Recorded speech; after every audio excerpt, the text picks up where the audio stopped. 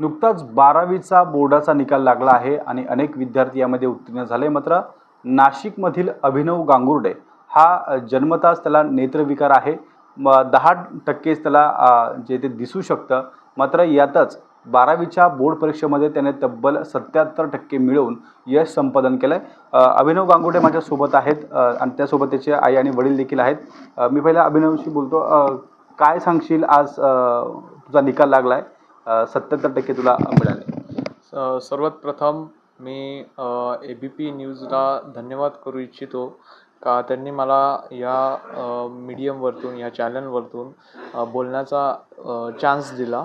आणि नुकताच आता बोर्डाचा रिझल्ट लागला तर मला खूपच आश्चर्य वाटतं आहे आणि आनंदित आहे का मी कॉलेजमध्ये पहिला आलो दिव्यांगांमधून आणि मला 77% पडले.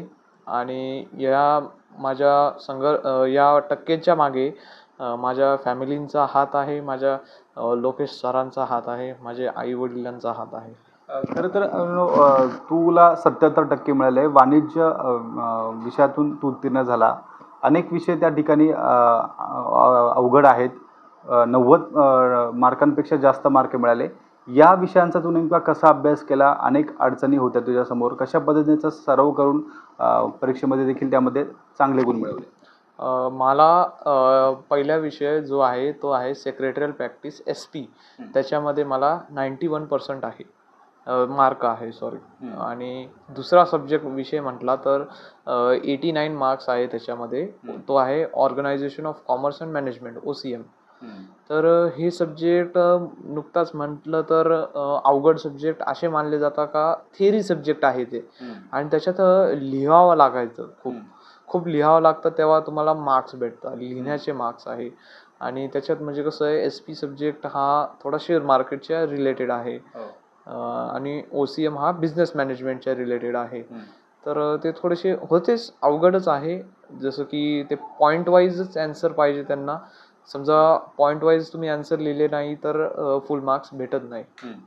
तर मला त्या सब्जेक्टमध्ये मदत केली तर त्या सपना पारख, त्या मॅडमनी माझ्यावरती मेहनत घेतली आणि मला चांगले मार्क्स भेटले त्याच्यात.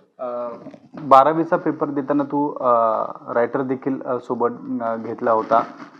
वेळ कमी असतो तुला हे सगळे प्रश्न समजायला किंवा तुला अडचण आहे किंवा दिसण्यामध्ये या सगळ्या गोष्टी होत्या.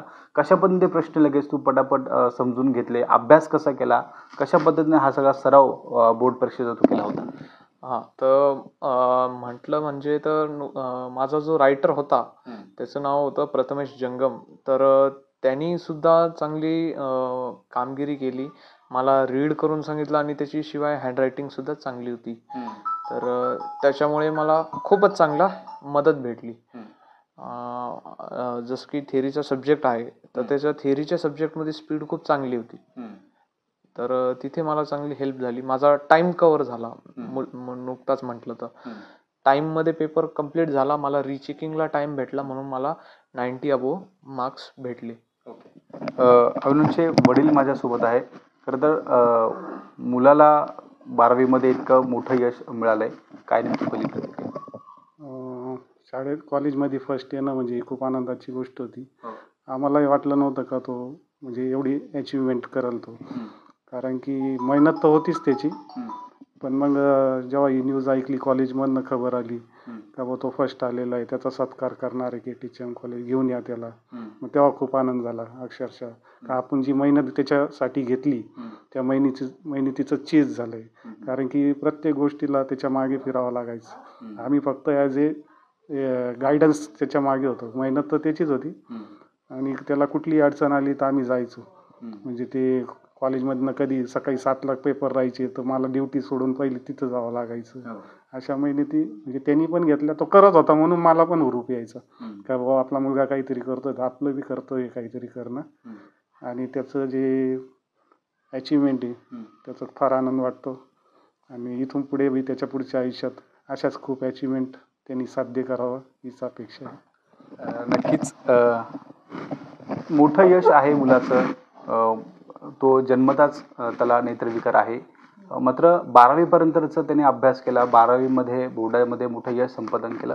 काय वाटतं आई म्हणून? खूप आनंद वाटतो जेव्हा मुलाचं यश म्हणजे मुलगा काहीतरी एक बनतो. प्रत्येक आईवडिलांचं स्वप्न असतं की आपल्या मुलाने काहीतरी चांगलं बनावं.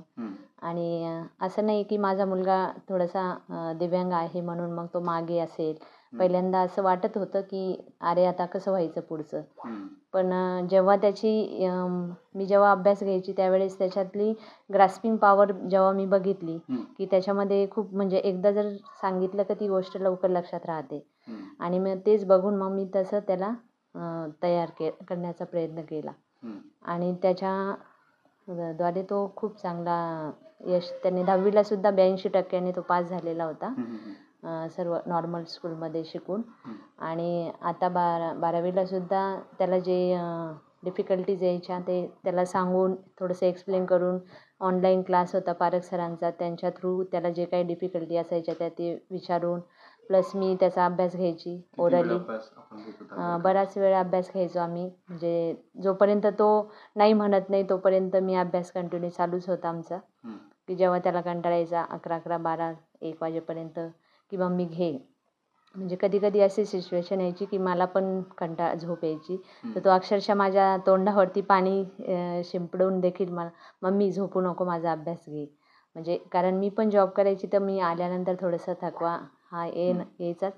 पण व्हायच्या थोड्याशा ह्या गोष्टी त्याच्यावर मात करून सुद्धा त्याने चांगल्या प्रकारे 12वीला यश मिळवलं म्हणून खूप आनंद आहे आम्हाला. अभिनव, खरं तर तुला खेळाची देखील आवड आहे. मोठ्या प्रमाणामध्ये तुला खेळाच्या बाजूने देखील तुझा सराव सुरू असतो. अनेक ठिकाणी आंतरराष्ट्रीय पातळीवर देखील तू खेळलाय. काय नेमकी ती माहिती आम्हाला दे. मी खरं तर राष्ट्रीय पातळावरती खेळलेलो आहे चेस. माझा आवडतीचा खेळ आहे तो. आणि नेमकी म्हणजे म्हटलं गेलं तर माझी ती एक हॉबी आहे. मला चेस खेळायला लहानपणापासून माझ्या आजीने शिकवलं. माझ्या आजीने माझ्या वाढदिवसाच्या दिवशी मला एक दिवशी असं गिफ्ट दिलेलं चेस बोर्ड आणून दिलेलं आणि शिकवलं. तर मी तिथे खेळत खेळत त्याच्यामध्ये पटू झालो आणि नॅशनल प्लेयर झालो. आता मला फिडे रेटिंग पण आहे. माझी फिडे रेटिंग 1552 आहे. आणि रिसेंटली मी हैदराबादमध्ये नॅशनल खेळून आलेलो. बस एवढंच नाही तर ऑलिम्पिक पॅरा ऑलिम्पिक सुद्धा मी खेळतो. पॅरा ऑलिम्पिकमध्ये मला स्टेटमध्ये कोल्हापूरला रिसेंटली झालेली या मागच्या वर्षी मॅच, तर तिथे मला 2 गोल्ड मेडल भेटलेले गोळाफेक आणि थाळीफेकमध्ये. तर असंच चालू आहे. अजून माझी जर्नी खूप मोठी आहे. ही तर फक्त फर्स्ट स्टेप आहे. अजून मी इंटरनॅशनलपर्यंत पोचायचं आहे आणि भारतासाठी मला खेळायचं आहे. माझी खूप मोठी इच्छा आहे का भारतासाठी मी मेडल आणावा, भारतासाठी मी चेससाठी खेळावा. तुझी आवड आहे, पुढे आता नेमकं काय ठरवलंय? 12वीची परीक्षा झाल्या, खेळामध्ये देखील तू चांगला आहे, खेळाडू वृत्ती तुझ्यामध्ये आहेत, अनेक ठिकाणाहून तू खेळतो. कशा पद्धतीने पुढे जाण्याचा तुझा मानस असणार आहे? पुढे करायचं म्हटलं ठरलं तर मी कॉम्पिटेटिव्ह एक्झाम जसं की UPSC MPSC साठी ट्राय करणार आणि BCom कॉमर्समध्येच कंटिन्यू करणार आहे 12वीमध्ये. नंतर नक्कीच नेत्रविकार आहे, 10% फक्त दृष्टी आहे अभिनवला. आणि कुठेतरी त्यांनी जर बघितलं तर अभ्यासातून, आईवडिलांच्या या संपूर्ण सहकार्यातून विद्यालयामध्ये तो दिव्यांगांमध्ये प्रथम क्रमांक त्याने 12वीमध्ये मिळवला आहे. त्यासोबत त्याने खेळामध्ये देखील चांगली कामगिरी करतोय. आपण जर बघितलं तर अनेक ठिकाणी अडचणींवर मात करून त्याच्या आईवडिलांच्या सहकार्यानं आणि शिक्षकांच्या मार्गदर्शनामुळे त्याने आज इतकं मोठं यश मिळवलं आहे. आणि येणाऱ्या काळामध्ये देखील त्याला शिक्षणासोबत खेळामध्ये देखील आवड आहे. त्यामुळे तो भारतीय स्तरावर देखील, आंतरराष्ट्रीय स्तरावर देखील तो खेळ खेळणार असल्याचं त्यांनी यावेळी बोलून दाखवलं. एकूणच आपण जर बघितलं तर दृष्टी नाही आहे, मात्र त्याच्यामधली जिद्द यातून आपल्याला या ठिकाणी अधोरेखित होताना पाहायला मिळते. कॅमेरामन मयूर बारगजेसह शुभम बोडके, ABP माझा, नाशिक. ABP माझा, उघडा डोळे बघा नीट.